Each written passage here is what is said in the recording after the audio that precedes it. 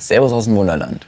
Da vorne bewegt sich was und was das ist, schauen wir uns gleich mal genauer an.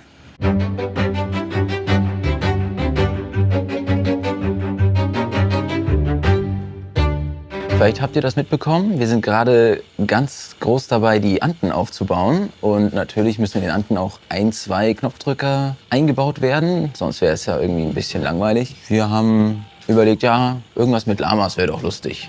Und dann haben sich die Ideen irgendwie immer weiter gesponnen. Lamas, die tanzen, Lamas, die abhauen. Aber am Ende sind jetzt Lamas geworden, die einfach super lange Hälse haben. Was jetzt aber noch ein bisschen fehlt, ist Musik. Denn Lamas, die tanzen ohne Musik, funktioniert ja irgendwie nicht. Das heißt, da werden wir uns heute ein bisschen um die musikalische Unterstützung der Lamas kümmern. Und vielleicht hier noch ein bisschen was dran rumbasteln. Ich finde ja, dass die Lamas so schon ganz gut laufen. Aber irgendwie sind sie mir ein bisschen zu langsam.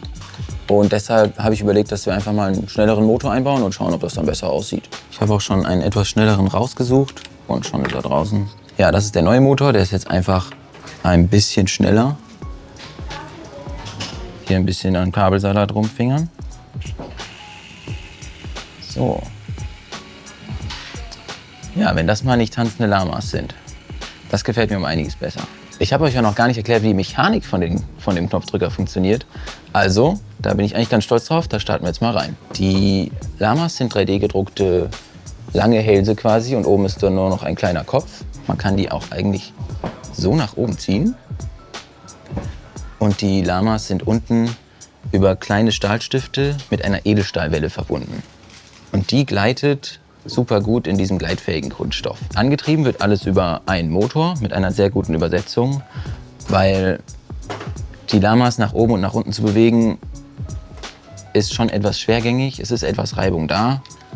Deshalb brauchen wir ein bisschen eine höhere Übersetzung, damit der Motor das überhaupt schafft. Die Lamas haben unten an den Stahlstangen so einen 3D-gedruckten Lagerhalter, an dem ein Kugellager ist. Und das rollt dann über diese Freiform-Nocken hier. Und diese Nocken sind quasi so gezeichnet, dass sie das dann immer, wenn es dann anfängt zu drehen, nach oben drücken. Und die Feder, die hier ist, die drückt es dann wieder gegen die Freiform-Nocke nach unten. Die Nocken sind so gezeichnet, dass die Lamas halt verschiedene Tanzbewegungen machen, damit nicht jedes Lama gleich aussieht. Hier haben wir noch eine weitere Nocke, die den Endschalter betätigt, weil die sollen ja nicht durchgehend drehen. Und sie sollen auch später, wenn man den Knopf nicht betätigt hat, alle auf derselben Position sein. Weil man geht zur Anlage hin, schaut sich erstmal an, was da ist und dann sieht es erstmal aus wie ganz normale Lamas. Und dann sieht man den Knopf und drückt ihn und dann merkt man, ah okay, die Lamas können was, die können tanzen. Und das soll am Anfang gar nicht so offensichtlich sein. Wie lange wir es dann in der Anlage laufen lassen, müssen wir noch schauen, vielleicht 2 Runden, vielleicht 3 Runden. Das hängt auch ein bisschen davon ab, wie lange wir die Musik spielen, weil wir müssen uns ja erstmal ein schönes Lied komponieren, was dann auch gut zu den Lamas passt. Falls ihr da Ideen habt oder euch vielleicht gut damit auskennt, schreibt es gerne in die Kommentare. Wir freuen uns immer über Tipps. Angefangen hat alles mit einem günstigen Kinderglockenspiel. Das ist jetzt leider ein bisschen zerlegt, aber das kennt ihr bestimmt, das habt ihr alle schon mal in der Hand gehabt. Also habe ich mir was fräsen lassen, wo dann einige Originalteile einfach drauf montiert werden. Ein Teil habe ich schon mal probeweise angebohrt. Das andere Teil müssten wir aber noch zusammen jetzt bearbeiten. Aber bevor wir jetzt das Teil bearbeiten, ist mir gerade eingefallen, müssen wir noch einen 3D-Druck starten. Bekannterweise brauchen die ja so ein bisschen. Das ist das Teil, was ihr gerade gesehen habt, die Holzplatte, die gefräst ist. Und hier kommt dann oben eine Aluplatte drauf, an der wir Elektromagneten montieren. Diese werden dann über kleine Schlägel die einzelnen Plättchen von dem Glockenspiel beschlagen. Ja, das blaue Teil, das muss natürlich ein bisschen stabil sein und soll auch genau passen. Deshalb werden wir das jetzt einfach auf unseren 3D-Drucker hauen. So, jetzt macht der Drucker endlich die Arbeit, die ich nicht machen kann, damit ich meine Arbeit machen kann.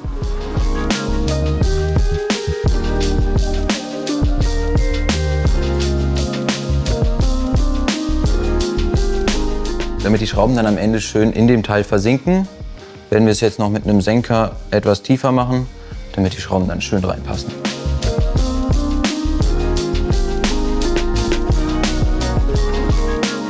Jetzt legen wir noch den Original-Filz drauf. Das sind ja alles Teile, die vom originalen Glockenspiel kommen. Die Plättchen können jetzt auch schon drauf. Ich bin sehr gespannt, ob wir gleich einen schönen Ton hören werden. Jetzt werden wir mal testen, ob ein Ton rauskommt. Würde ich auch tun. Also ich kann nicht verstehen, wie man sich absichert. Das heißt, jetzt können wir uns eigentlich darauf konzentrieren, dass wir die Aufhängung für das Alublech dann aus dem Drucker holen. An dem Alublech werden dann später diese kleinen blauen Elektromagnete befestigt. Und dann können wir über unsere Mivolite-Steuerung können wir dann jeden Ton einzeln ansteuern. Der bekommt immer einen kleinen Impuls und zieht dann an und soll dann so den Ton treffen. Und bis der Druck jetzt fertig ist, müssen wir leider noch ein bisschen warten. Der dauert doch 3 Stunden.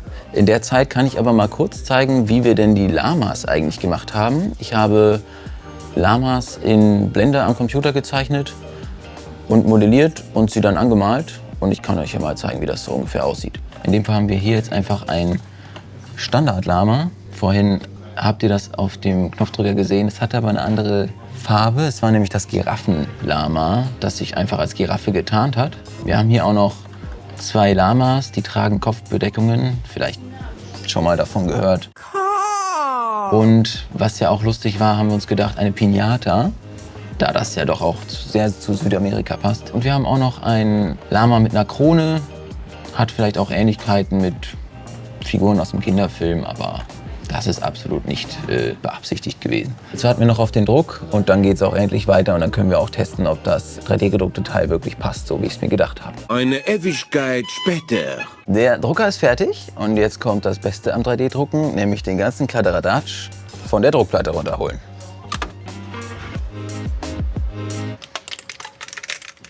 Schönstes Geräusch am 3D-Drucken. Stützstrukturen gehen auch super ab. So mag ich das.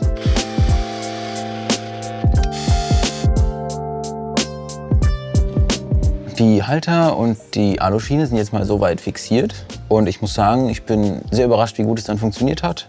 Bin sehr überzeugt davon. Es ist sehr stabil, schaut gut aus, kann man so ganz gut montieren. Jetzt ist ja die Idee, wir haben diese Elektromagnete, diese blauen. Ich habe hier noch so schwarze Schlägel produziert, die unten so ein bisschen Filz haben, damit, wenn sie dann hier das Plättchen berühren, einen schönen weichen Ton machen.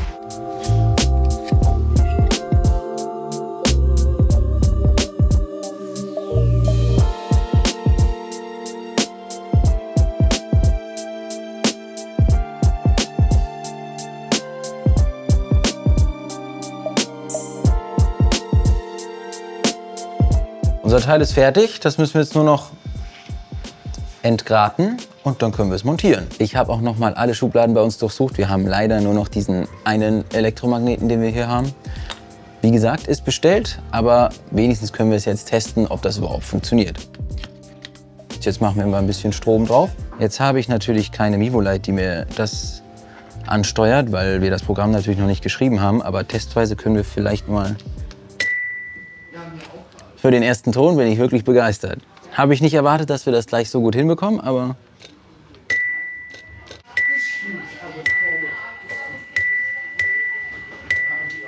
Macht Spaß. Ich bin sehr gespannt, was später für Musik programmiert wird. Wie gesagt, wir haben leider nicht genug Elektromagneten. Am Ende werden die beiden Systeme, die Lamas und die Musik, auch eher separat voneinander sein. Die Musik wird vielleicht erst anfangen zu spielen, damit man erstmal was hört und noch nicht genau weiß, was passiert eigentlich. Und auf einmal fangen dann die Lamas an zu tanzen und die Hälse werden immer länger für den kleinen Überraschungseffekt. Ich bin gespannt, wie es am Ende zusammen aussieht, aber ich bin guter Dinge.